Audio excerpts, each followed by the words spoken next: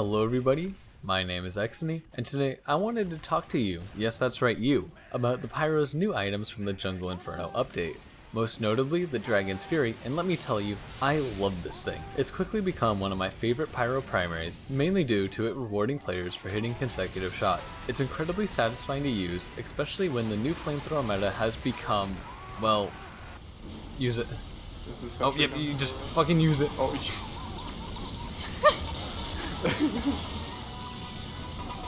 oh, I got killed. You left something behind me. I'm a Pyro god! I love this weapon for two main reasons. The first of which being that it rewards players for aiming. Finally, a Pyro primary that encourages you to look at your target and click, instead of just flinging your mouse around wildly, hoping that you'll catch someone in your flames. It feels like something you have to earn. Not only are you punished for not hitting shots by a slower attack interval, but you also don't start by doing its max damage. The enemy has to be on fire to get its full effects, and combine this with a newly reworked afterburn, and it creates a scenario where you have to not only land your first shots, but if you miss your second shot, by the time you can shoot again, the target will no longer be on fire, and you'll have to start from square one, assuming they haven't already killed you.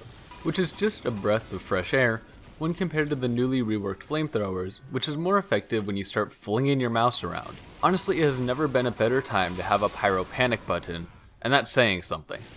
The second reason I like it so much is because it doesn't feel out of place, and by this I mean it doesn't change up the Pyro in any huge ways. Its range is comparable to the flamethrowers, making it quite good for mid-range engagements, but nigh useless for anything outside of its range. Its damage is satisfying, but in no way outclasses the damage or the reliability of the flamethrower, and the Pyro has to take quite a hit to use it, with a 50% longer air blast cooldown, making the Pyro much more vulnerable to direct confrontations with projectile-based classes, and removes a huge chunk of the Pyro support capabilities. With the Dragon's Fury, you really have to think about when you use your air blast. Use it in the wrong spot and you're a sitting duck just waiting to be picked off, but use it in the right spot after getting a shot off on a soldier or demo man, or shooting a rocket back into a group of enemies can turn a team fight. I had held off on talking about this weapon until the initial hype of Jungle Inferno had died down, and you could find a server with less than 6 Pyros on both teams.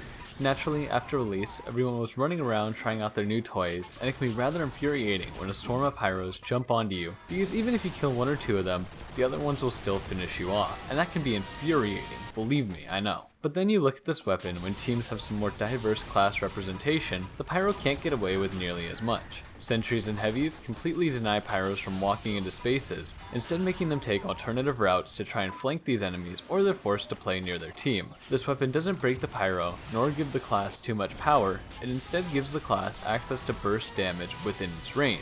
With more classes like Soldier and Demo Man running around, Pyros wielding the Dragon's Fury are having a tougher time reflecting projectiles, and smart Demo Men and Soldiers can play outside of the Pyro's range to deny them.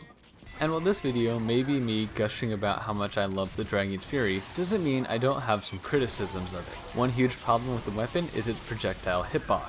Needless to say, any weapon that can hit an enemy behind them probably needs to have its hitboxes looked at. It's also quite large and could probably be slimmed down a touch, making the shots more precise so you're hitting less targets outside of where you were aiming, making it much more skill-based than it currently is.